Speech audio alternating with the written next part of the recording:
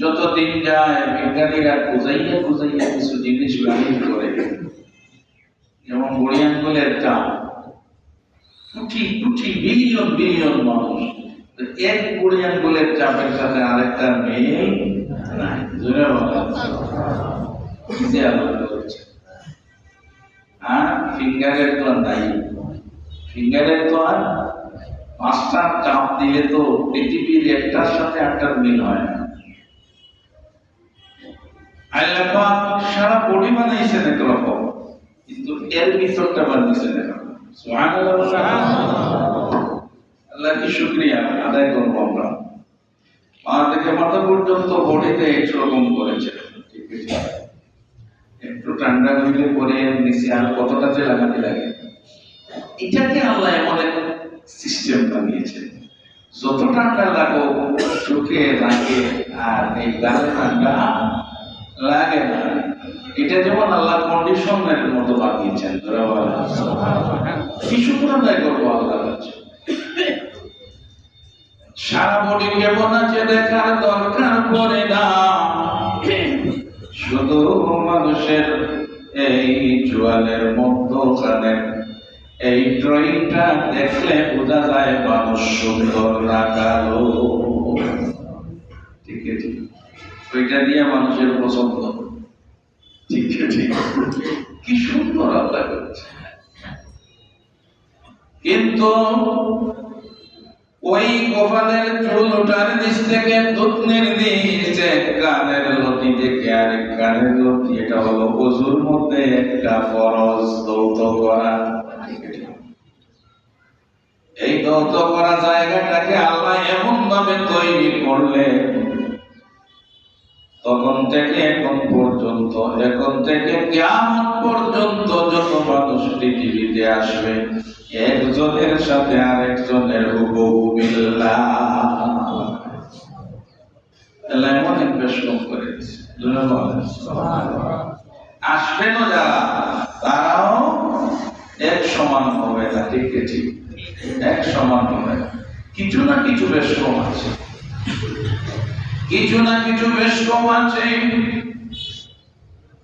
লম্বার দিক থেকে দেখেন, ফালাম ইয়াজিবিল খালকা, হাদিস শেষ করেন আল্লাহ আদম বানাইলেন, খালাকাল্লাহু আদম আলা সূরাতিহি 60 জিরাআ, 120 হাত লম্বা করে আদম বানাইলেন। যেমন সূরত দিলেন খালাকাল্লাহু আদামা, আল্লাহ আদম বানাইলেন আলা সূরাতিহি, আল্লাহর সূরতে। সুবহানাল্লাহ, আল্লাহর কোন সূরত আছে? আসলে তো আল্লাহর কোন সূরত নাই। এখানে আলা সূরাতিহি কি বুঝালেন? এখানে আলা সূরাতিহি বুঝাইলেন এটা যে আল্লাহর ইচ্ছা মতো যত সুন্দর দেওয়ার সব দিয়ে আদম বানায়। এর নাম আলা সূরাতিহি, আল্লাহর সূরতে, মানে আল্লাহর ইচ্ছা মতো আল্লাহ সুন্দর করেছে। এজন্য মানুষ তাদের চাইতেও সুন্দর।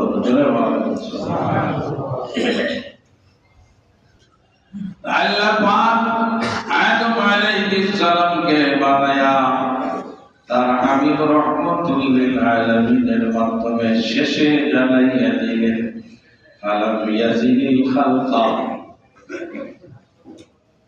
আদম বানাইলাম 120 হাত লম্বা করে। এখন থেকে পৃথিবীতে যত মানুষ আসবে ক্রমান্বয়ে 1 ইঞ্চি 100টা করে নিচের দিকে নামবে। ধরে বলেন সুবহানাল্লাহ। নামতে নামতে এখন কয়া 3.5 হাতে এসে গেছে। ঠিক ঠিক, মাঝে মাঝে 22 ইঞ্চি 24 ইঞ্চির মানুষও পাওয়া যায়। এটা আল্লাহর কুদরতের একটা বিকাশ। ঠিক ঠিক, আল্লাহ দেখান যে আমি সব পারি।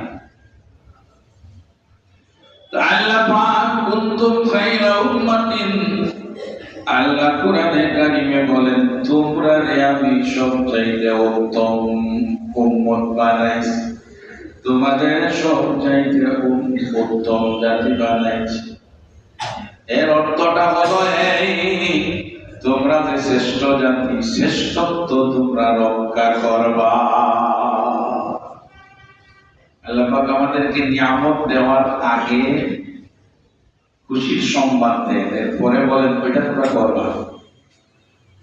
ঠিক আছে, এটা আদেশ দিতে গেলে আগে মায়া করে কাছে নেন।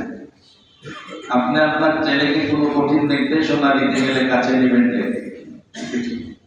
নিয়ে আদর করে বলবেন বাবা এই কঠিন কাজটা তোমার করা যায়। ঠিক আছে, তাহলে ঠিক কেমনি ভাবে বয়ান করেন তোমরা ভালো, তোমরা উত্তম, তোমাদেরকে শ্রেষ্ঠ বানিয়ে এরপরে আল্লাহ নির্দেশনা দেন তোমরা এটা করা লাগবে, ওটা থেকে বাঁচা লাগবে।